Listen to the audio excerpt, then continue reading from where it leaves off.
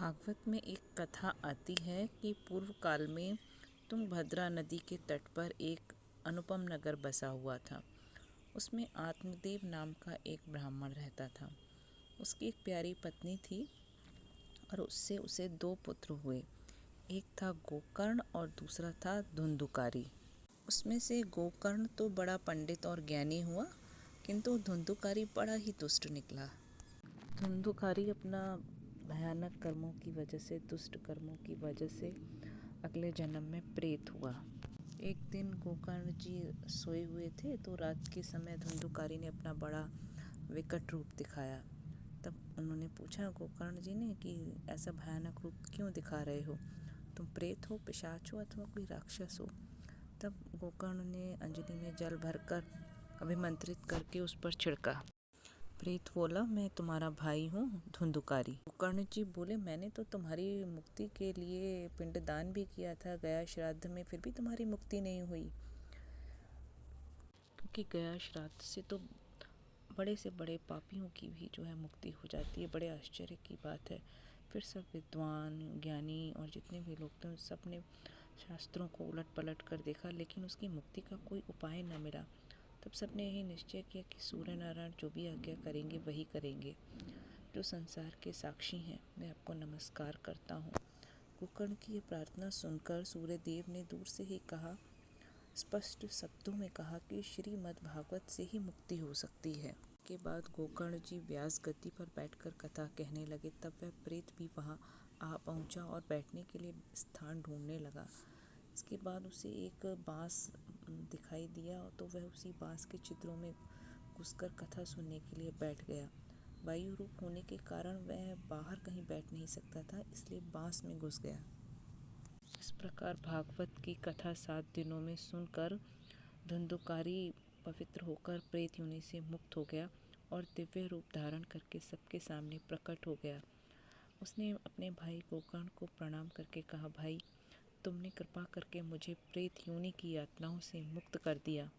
जिस प्रकार आग गीली, सूखी, छोटी बड़ी सब तरह की लकड़ियों को जला डालती है, उसी प्रकार भगवान के श्री कृष्ण के प्रति की गई भक्ति नए पुराने छोटे बड़े सभी प्रकार के पापों को भस्म कर देती है। धुंधुकारी बोला, जो लोग भगवान श्री कृष्ण की कथाओं से वंचित हैं, वे तो जल में बुदबुदे और जीवों में मच्छरों के समान केवल मरने के लिए ही पैदा होते हैं। इस समय धुंधुकारी ये सब बातें कह रहा था। उसी समय बैकुंठवासी पार्षदों के सहित एक विमान उतरा और सब लोगों के सामने ही धुंधुकारी उस विमान पर चढ़ गया। तब गोकर्ण जी ने पूछा, भगवान के प्रिय पार्षदों, यहाँ तो हमारे अनेक श्रोतागण हैं, शुद्ध हृदय हैं सभी, और उन सब ने ये कथा भी एक साथ ही सुनी है समान रूप से। फिर तुम बहुत सारे विमान क्यों नहीं लाए उनको ले जाने के लिए? फिर फल में इस प्रकार का भेद क्यों हुआ, यह तो बताइए। तब भगवान के सेवकों ने कहा, इस फल भेद का कारण तो इनके सुनने का भेद ही है, श्रवण का भेद ही है।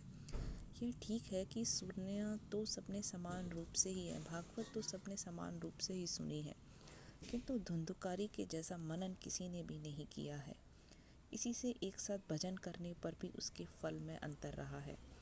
इस प्रेत ने 7 दिनों तक निराहार रहकर कथा सुनी है तथा सुने हुए विषय का स्थिर चित्त से खूब मनन ध्यान करता रहा है। यह गोकर्ण जी, जो ज्ञान दृढ़ नहीं होता वह व्यर्थ हो जाता है। इसी प्रकार ध्यान न देने से श्रवण का, संदेह से मंत्र का और चित्त के इधर उधर भटकते रहने से जप का कोई फल नहीं होता।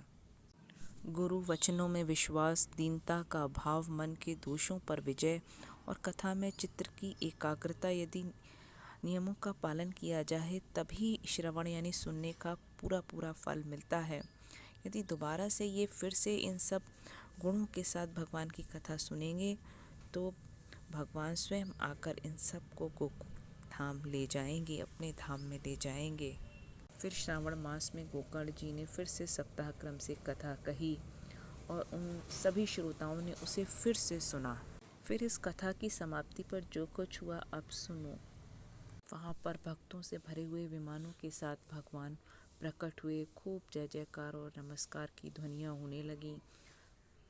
पूर्व काल में जैसे अयोध्यावासी भगवान श्री राम के साथ साकेत धाम से धारे थे, उसी प्रकार भगवान श्री कृष्ण उन सबको योगी दुर्लभ गोलोक धाम को ले गए, जिस लोक में सूर्य चंद्रमा और सिद्धों की भी कभी गति नहीं हो सकती। उसमें वे श्रीमद् भागवत का श्रवण पर नियम से सुनने से, उन गुणों से सुनने से ही चले गए। इसीलिए भक्तों, जब भगवान की कथाओं का श्रवण किया जाता है तो उसमें अपने चित्त को कभी भी इधर उधर भटकते नहीं देना चाहिए। चित्त भटकने से, संदेह करने से, ध्यान ना देने से, भक्ति भाव से नहीं सुनने से इन सब का कोई फल नहीं मिलता, तो अपना समय व्यर्थ जाता है। तो हमें भगवान की कथाओं को पूरे मन से, ध्यान से, भक्ति भाव से, श्रद्धा से सुनना चाहिए। बोलो राधे राधे, जय श्री कृष्ण।